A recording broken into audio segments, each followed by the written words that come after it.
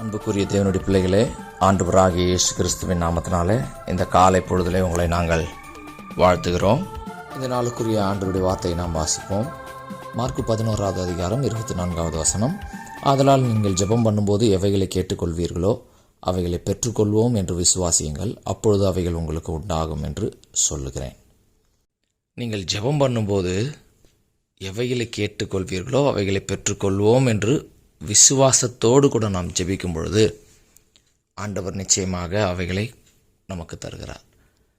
நமக்கு ஜெபத்திலே வேண்டியது விசுவாசம். அதனால்தான் ஆண்டவரிடத்தில் நாம் சொல்லுகிறோம், ஆண்டவர் என்னுடைய ஜெபத்தை கேட்பார், எனக்கு பதில் கொடுப்பார் என்கிற எண்ணத்தோடு தான் நாம் ஜெபிக்கிறோம். வெறும் எண்ணம் மட்டும் அல்லாமல் அதில் விசுவாசமும் வேண்டும்.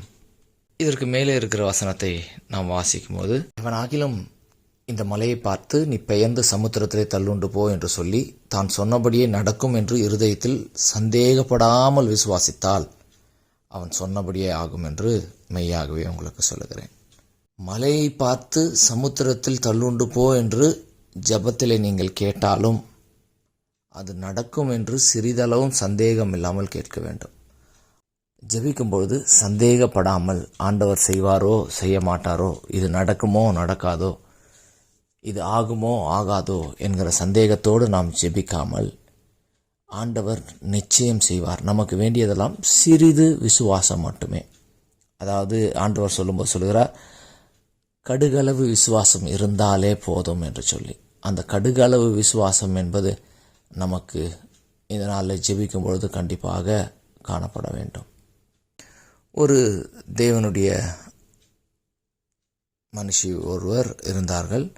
அவர்கள் ஒரு நாள் அவர்கள் வீட்டு ஜன்னலிலே இருந்து பார்க்கும் பொழுது வெளியே ஒரு மலை தெரிந்தது.